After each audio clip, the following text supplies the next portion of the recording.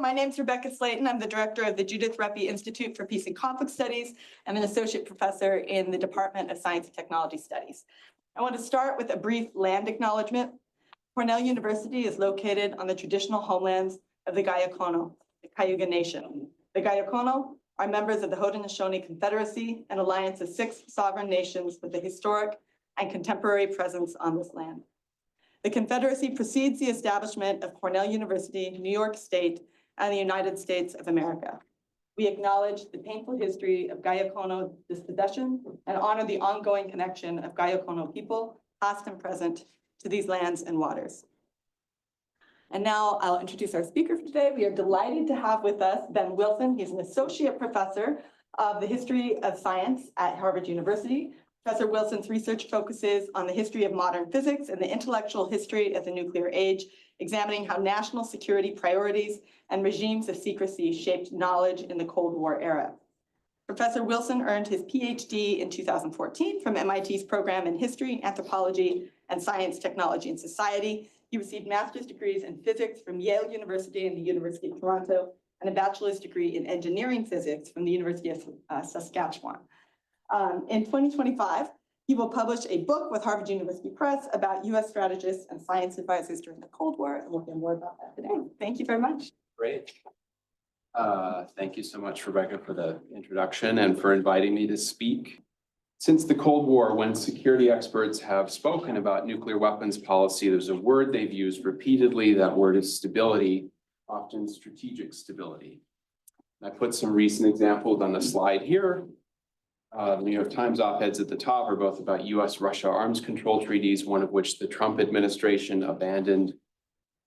The other treaty is still in force, but lots of debate about whether it will be renewed. The message of these op-eds is, and countless others like them, is that ditching these treaties is bad news because the treaties have fostered strategic stability between the two countries.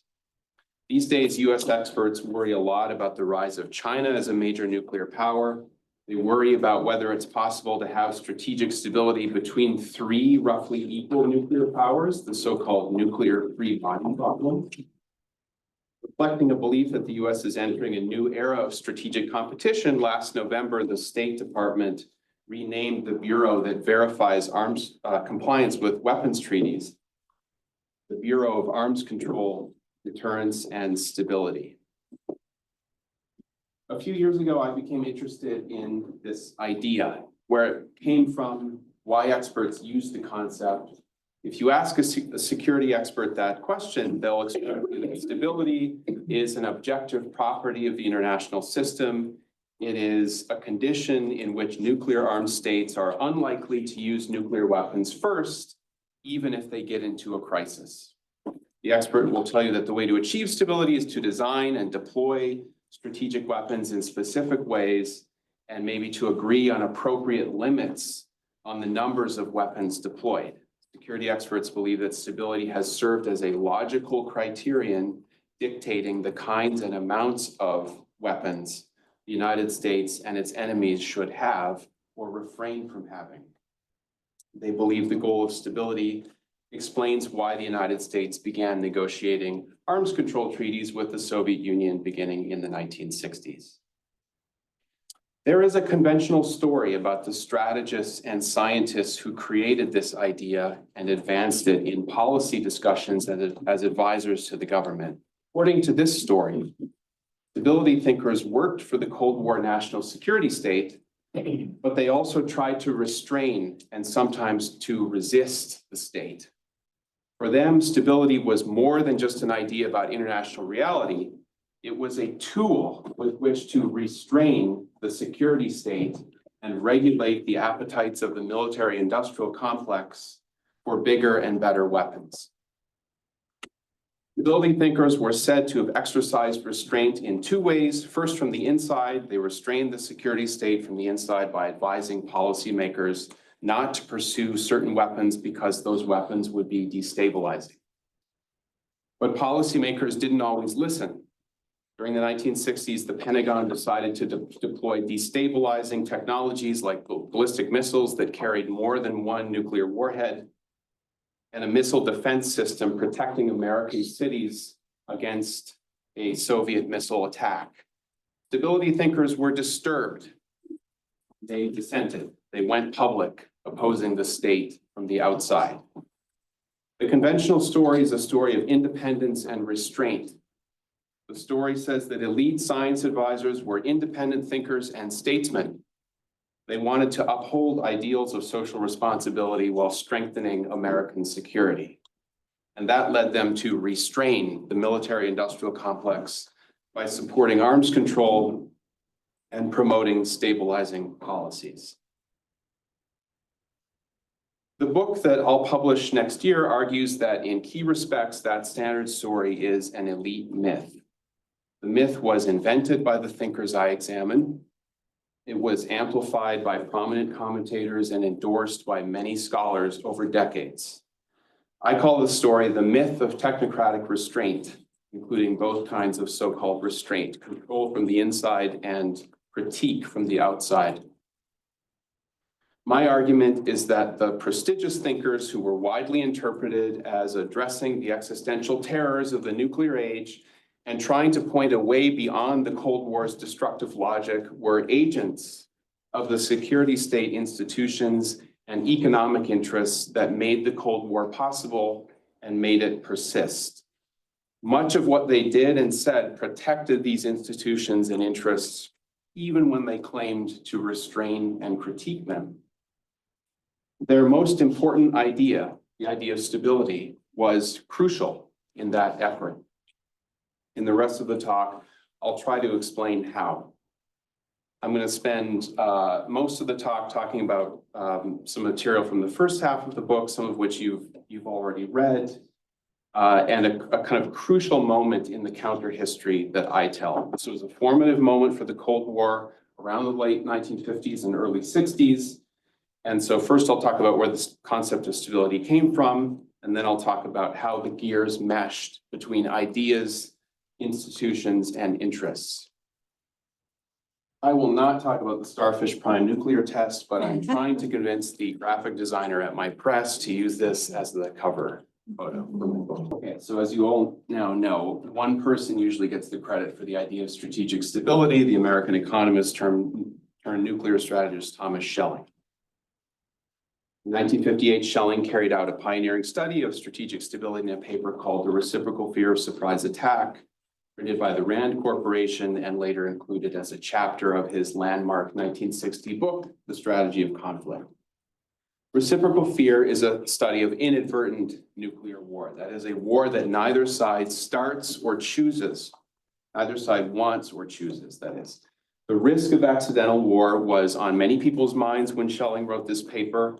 The Air Force had just begun flying nuclear-armed bombers on airborne alert missions at the edge of Soviet airspace.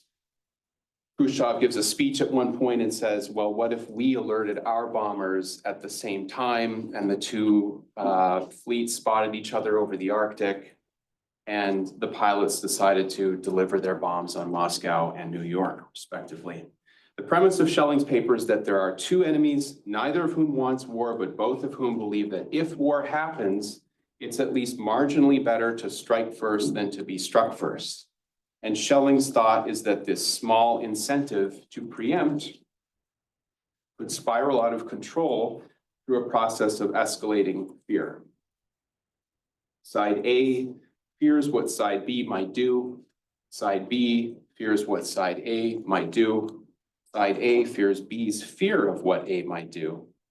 B fears A's fear of what B might do. A fears B's fear of A's fear of B, while B fears A's fear of B's fear of A, and so on in an interacting chain of fear that escalates until it explodes. As Schelling sums it up in a kind of classic line, he thinks we think he'll attack, so he thinks we shall, so he will, so we must. Does that cycle of escalating fear come to a stop, or does it lead to Armageddon? Schelling wants a model to simulate this escalatory process. If you've heard of Schelling, you know that he's most famous as a game theorist. In the Reciprocal Fear paper, he does start with a simple game model based on the prisoner's dilemma, but he's not satisfied with that first model because it yields a definite decision by both sides, either to strike or not, which is not what he wants. He doesn't want a decision. He wants an escalatory process in which it becomes more or less likely that nuclear war will happen. So he rejects that first model. He builds a second one. In this new model, he assigns each side a probability variable that says how likely that side is to attack by mistake.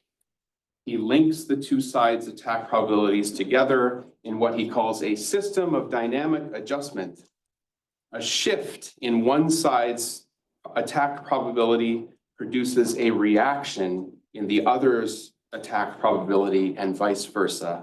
And Schelling's question is, do the two attack probabilities come to rest together at values less than certain attack, or do they push each other upward until nuclear war becomes certain? He does some math.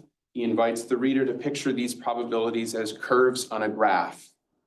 Schelling calls the two enemies C and R. R's attack probability on this graph is measured along the vertical axis, while C's attack probability is measured horizontally. Schelling says there are points of equilibrium on this graph where the system can come to rest. It's where the curves intersect. But only some intersections represent stable equilibria where the attack probabilities will stay put. At the other intersections, if the system goes there and you nudge it, it will tumble away. For an intersection to be stable on this, the way this graph is oriented, C's curve must intersect R's curve from below as we move left to right across the graph. Schelling never drew this graph. He described it in a single sentence. I wanted to see how it worked, so I sort of monkeyed around with his math. I plotted the curves, which look like this. And here you see two intersections and only one that satisfies the stability condition, which I circled here at point B. No matter where the two attack probabilities start, they will always adjust dynamically so that the system goes to point B. That's the result of this classic paper.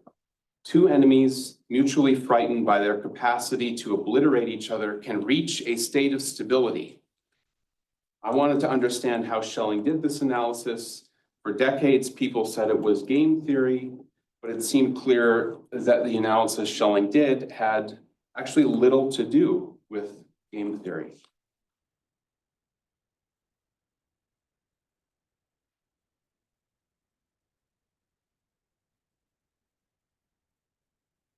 Turns out the only way to make sense of this is by knowing how Schelling was trained. Long before he became a nuclear strategist, he was trained as a Keynesian macroeconomic modeler. In graduate school, he learned how to construct models of what was then called the national income, basically the GDP, the monetary sum of national economic activity, and also the variable at the center of the macroeconomic theory of John Maynard Keynes. Schelling wrote his dissertation, all his earliest articles on national income theory. When I spoke to him, he told me that in graduate school, he was a confirmed Keynesian. That meant a couple of things. One, it meant that he had a profound faith in the stability of the economic system.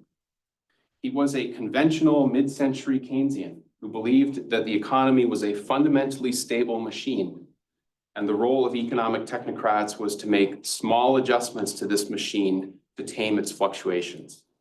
Second, it meant that Schelling learned specific technical practices for analyzing stability. The most important tool he acquired was a graph for representing the behavior of national income and its components. Schelling was a kind of virtuoso with these graphs. He invented a version that was named after him, the Schelling diagram. This is a Schelling diagram I found in the archives, hand-drawn in 1948 by Paul Samuelson. Super complicated graph. We will not go into the detail, but it is worth noticing one thing. This graph represents a dynamic adjustment model of the entire American economy with a stable equilibrium located at the point labeled E, where two lines cross. One line represents what Keynes had called the aggregate demand. It's measured along the vertical axis. The other line is disposable income, and its value is measured on the horizontal axis. The equilibrium is stable because the disposable income line intersects the aggregate demand line from below. that point. Mathematically, this model has the exact same structure as the model that Schelling would produce a decade later as a nuclear strategist in the reciprocal fear of surprise attack.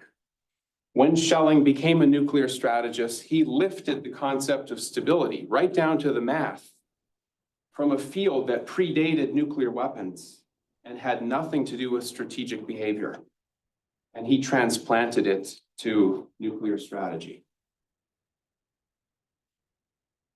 The conventional story has said that thinking about strategic stability implies thinking about the operational policies that will produce it. But Schelling in Reciprocal Fear said almost nothing about the policies that would produce strategic stability. He said nothing about how to base the weapons, where to target them, how many weapons to have, and so on. What he did say in Reciprocal Fear actually contradicted some of what analysts would later commonly associate with the concept of strategic stability.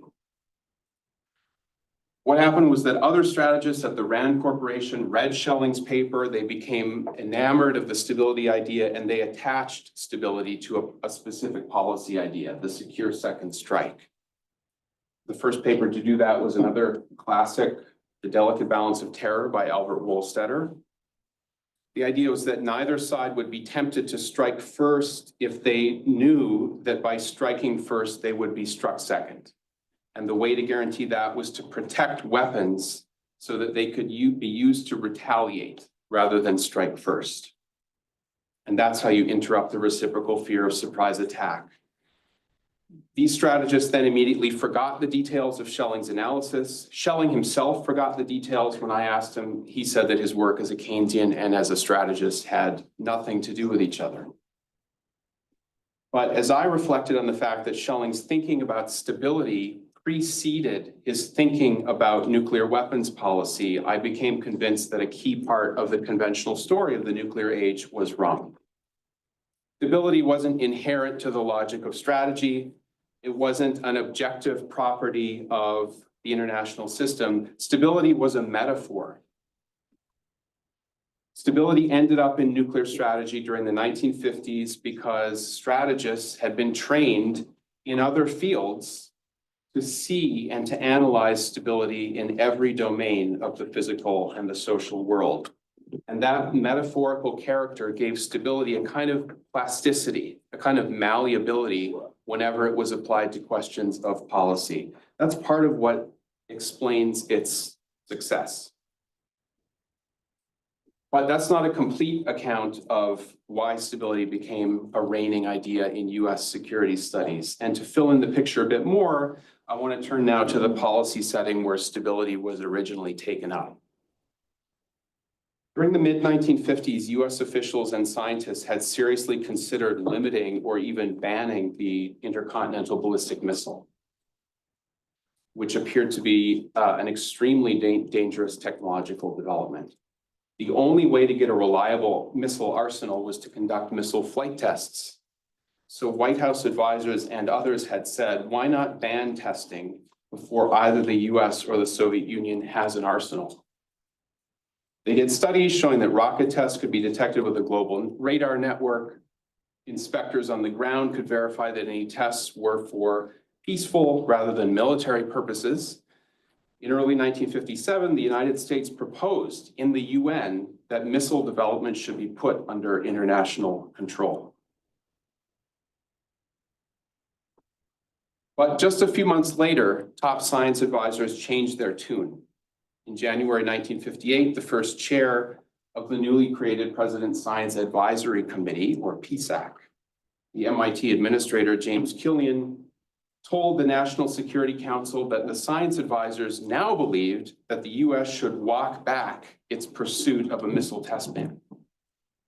A subcommittee of PSAC conducted a new study led by the Harvard chemist George Kistiakowsky. Kistiakowsky's committee argued that a missile test ban was technically verifiable, but they said it was not in US interests.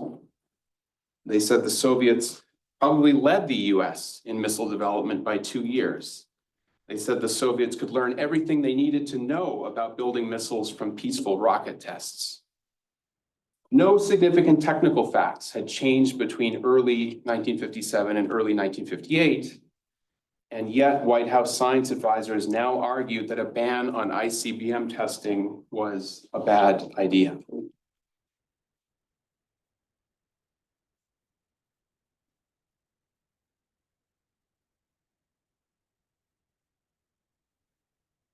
The seemingly obvious explanation for that is that in October 1957, the Soviet Union launched the Sputnik satellite, which is supposed to have shocked Americans into realizing that their country had fallen behind the Soviets in science and technology. The problem with that account is that elite American scientists, by and large, did not find Sputnik that shocking, although politicians and journalists ginned up a huge political panic over Sputnik. A different explanation for the change in policy emerged for me as I dug through the files of the advisors who were brought into the White House in the period right after Sputnik to help Dwight Eisenhower deal with the political controversy that resulted from Sputnik. And it turned out, by looking in some folders of their files that other historians had not looked at, these advisors were connected to the corporate contractors that stood to profit for research and development on ballistic missiles. And in decades of scholarship, no one really explored the nature and extent of these relationships or their significance for the creation of Cold War arms control policy. The top missile expert on the President's Science Advisory Committee was George Kistiakovsky. Ukrainian-born, Kistiakovsky had fought against the Bolsheviks, was trained as a physical chemist in Germany, joined the Harvard faculty in the 1930s, and worked on the Manhattan Project. In 1953, Kistiakovsky joined the Air Force's Strategic Missiles Evaluation Committee, which recommended first that a crash program to build an ICBM should be undertaken, and second, that a new organization was needed to provide technical oversight for the ballistic missile, which until that point had been under a prime contract to an aircraft manufacturer. For his service on that committee, Kistiakovsky was paid not by the Air Force, but by the Ramo-Wooldridge Corporation, or RW, a company founded in 1953 by the missile engineers Simon Ramo and Dean Wooldridge. In 1954, Kistiakovsky, as a paid consultant to RW, recommended to the Secretary of the Air Force that RW should become the permanent technical director of the ICBM program, and the Air Force agreed. In 1958, Kistiakovsky was joined by 3 other experts on the President's Science Advisory Committee to study the missile test ban proposal. Lawrence Hyland was an electrical engineer and vice president of Hughes Aircraft, who had been hired by that company in 1954 to manage its missile programs. James McRae was an engineer and CEO of the Sandia Corporation, who had guided the company's work on the design of smaller warheads to be carried by a ballistic missile. Robert Bacher was a Caltech nuclear physicist, and like Kistiakovsky, he too was a paid consultant to RW. In 1955, Simon Ramo had invited Bacher to join the steering committee of RW's Guided Missiles Research Division, for which Bacher was paid about $90,000 per year to attend a meeting every 3 weeks. This was the group that advised the White House in 1958 that a ban on missile testing was technically sound but bad security policy. The conflicts of interest were obvious, but the few people who knew about these relationships assumed that the scientists' innate independence allowed them to transcend the conflicts, which in any case were justified by the Cold War emergency. When more skeptical observers investigated the conflicts, rather than eliminate them, a system was created to legalize the conflicts through a set of special rules and exemptions. And so rather than eliminate them, this special system was created instead. In the late 1950s, a House subcommittee began to look at the missile program and investigated RW, prompted by a corporate restructuring that had taken place a few months earlier. Ramo and Wooldridge had separated RW's Guided Missiles Research Division and incorporated it as a wholly owned subsidiary called Space Technology Laboratories, or STL. By separating its research division, RW could now pursue lucrative production contracts that were previously forbidden by its role as technical director of the missile program. RW then merged with a manufacturing company called Thompson Products to form a new company, now called TRW. TRW's stock price exploded, netting Ramo and Wooldridge several $1 million overnight. Congressional investigators noticed that although the staff of STL and TRW were private employees and therefore exempt from federal conflict of interest rules, among the consultants and board members of STL were White House science advisors who should have been subject to federal rules. James Killian, the chair of PSAC, asked for advice from the Justice Department. During the House hearings, it had come out that Robert Bacher had not only joined STL's board of directors when the company was spun off from RW, but he had purchased stock in Thompson Products just before the TRW merger, which looked very much like insider trading. Assistant Attorney General Malcolm Wilkie advised Killian that Section 281 of Title 18 of the US Code prohibited government officials from using their position to serve a private client. If Section 281 was to be, quote, applied literally, Bacher would appear to be in violation of this statute. So their proposal was to apply the statute non-literally. The lawyers argued that as long as Bacher avoided direct negotiations between the Air Force and STL, he could still make, quote, general policy determinations, which incidentally might affect STL, including advice on missile policy.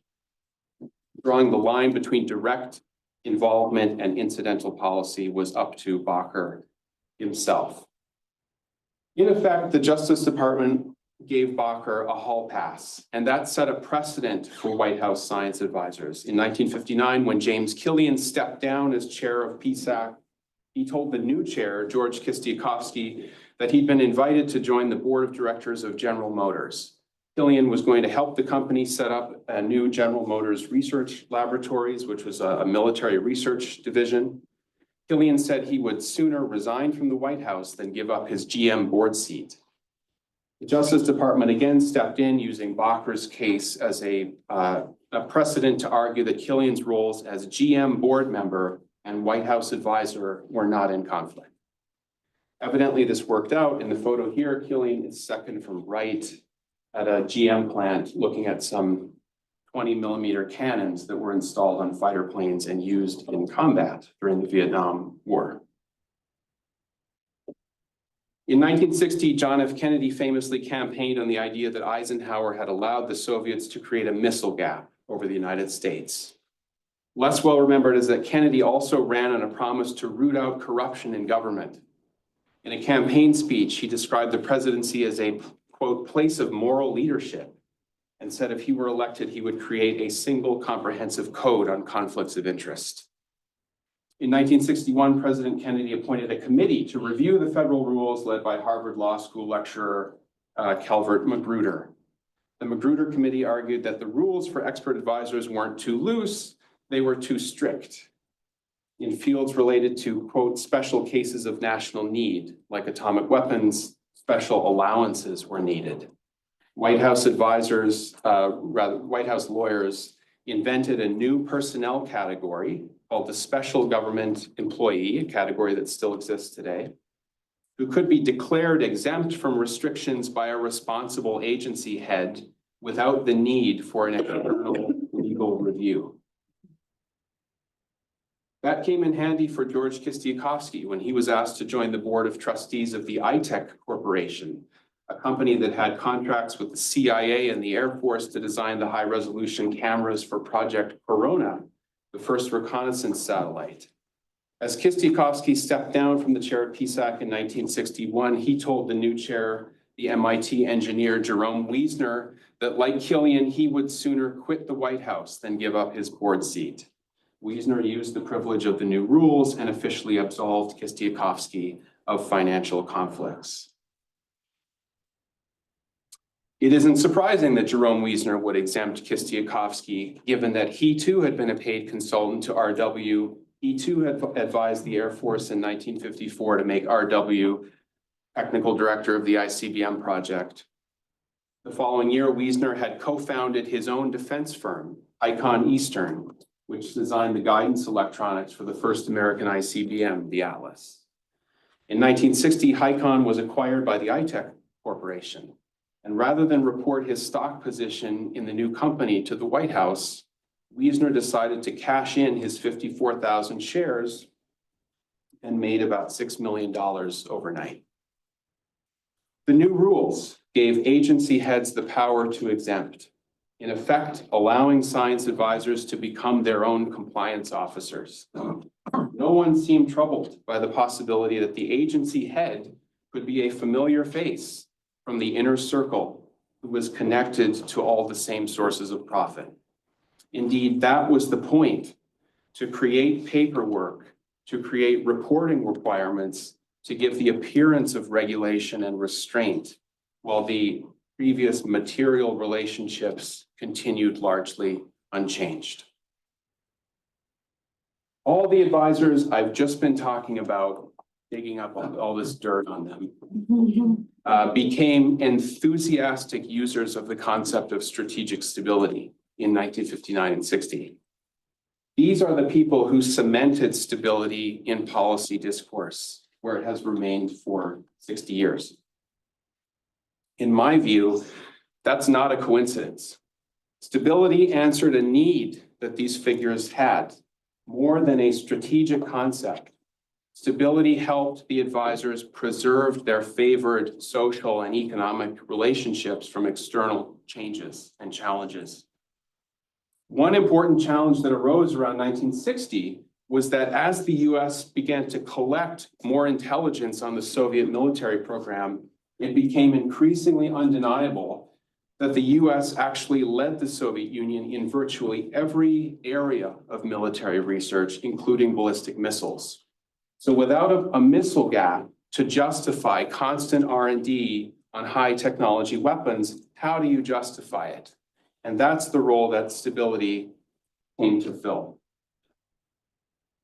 Given that the US had the lead, an obvious thought was, why not freeze missile development now by instituting a test ban? In 1960, the White House science advisors considered the missile test ban one final time before putting it to rest for good. Only this time, they did it by arguing that a missile test ban would be destabilizing. How? Well, they said the US was developing new missiles in addition to the Atlas ICBM. These were the Minuteman ICBM and the Polaris submarine-launched ballistic missile. Unlike the large liquid-fueled Atlas, the Minuteman and the Polaris were fueled by solid propellants, and they were smaller in size. And their smaller size made it easier to hide them from the Soviets and also to launch them from mobile platforms.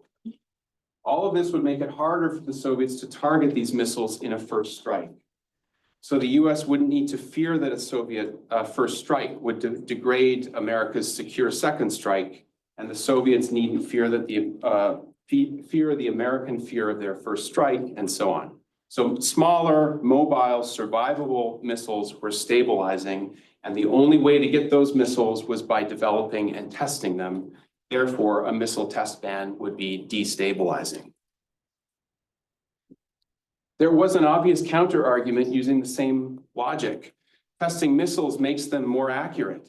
On the test ranges the US operated over the Pacific and Atlantic Oceans during the Cold War, an underwater network of hydrophones called the Missile Impact Location System listened for the exact point on the ocean's surface where the missile's reentry vehicles would splash down in the water. The more missiles were tested, the more engineers could fine-tune their guidance systems and the more accurate the missiles became. If the US had accurate missiles, it could use them to target and destroy Soviet ICBMs, but that would mean the US might be able to conduct a first strike without fearing Soviet retaliation, which meant that in a crisis, the Soviets might fear a US first strike, and the Americans should fear the Soviet fear of an American first strike, and so on. So high missile accuracies are destabilizing, and by arresting the development of missile accuracy, a missile test ban would be stabilizing. My point isn't that one argument was better than the other, or that any policy was in fact stabilizing or destabilizing. My point is that stability was a metaphor.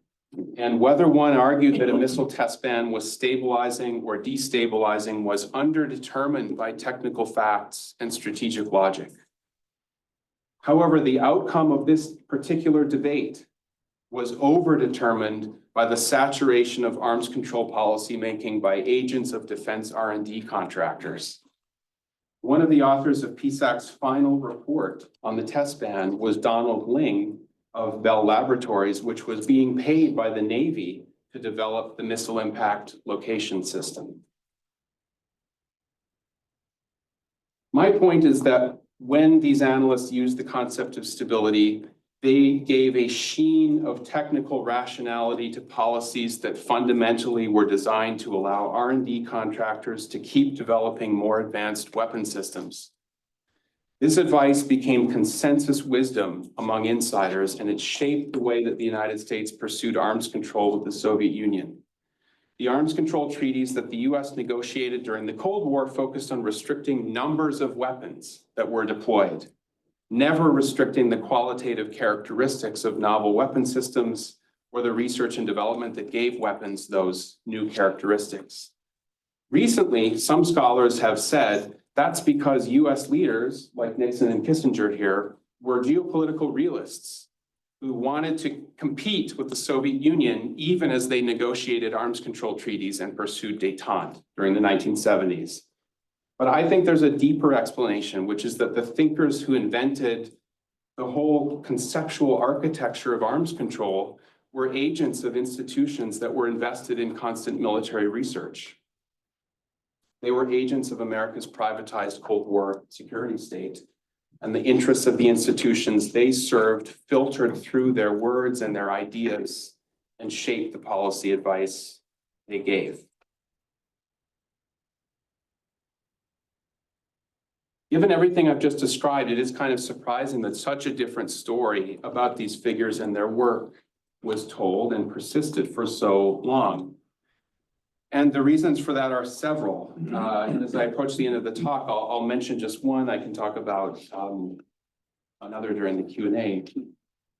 And that is that during the 1970s, some of the same actors I've been talking about produced a super influential first draft of the history of the arms race. And because of their prestige and authority, people took these accounts very seriously and trusted them. I have a couple of examples on the slide here. One is a diary with commentary published by George Kistiakowsky. The Harvard historian Charles Mayer wrote an introduction to this volume, providing context for the events in the diary, and Mayer completely endorsed Kistiakowsky's overall interpretation of his own actions. He said the science advisors had tried to restrain the military. They had dissented when the government chose destabilizing weapon systems. But it's very doubtful that Mayer knew about Kistiakowsky's corporate consulting and board team. James Killian published a memoir around the same time. This book is treated as an authoritative primary source in many accounts of Cold War science advising. The eminent historian of science, Daniel Kevlis, reviewed this book and said he found it a dull read, but he thought Killian had shown that PSAC, quote, institutionalized disinterestedness in advice and ably defended autonomy in science against political control. It's safe to say that Kevlis didn't know about the board seats either. When I presented my work to political science and IR people, I've sometimes been asked if there's a word that I would prefer instead of stability. If I'm such a critic, what would I replace stability with? And I don't ever know how to answer that question. I'm less interested in replacing the word stability than I am in using that word as a kind of key to unlock an understanding of the people who created this way of talking about strategy and nuclear weapons, and to understand the kinds of relationships that they were involved in and the institutional forces that they represented. In a classic essay about the jargon that defense intellectuals use, The critical security scholar Carol Cohn said that strategic stability was the strategist's best approximation to the concept of peace. As I worked on my book, I decided that strategic stability was a euphemism for something more banal. Stability was a euphemism for travel vouchers, cocktail party guest lists, per diems, consulting retainers, stock options, board seats, and other receipts from an elite social world sustained by the extraordinary resources that were spent on military research and development. Figures I write about were committed above all to maintaining the stability of that social world. And they believed that a more global kind of stability would follow from that. For those of us on the outside of that world, I think the story that I tell here recommends some caution and vigilance. When insiders claim independence and they present themselves in public as responsible actors and even as critics, it's worth asking, I think, to see the receipts. Thanks very much.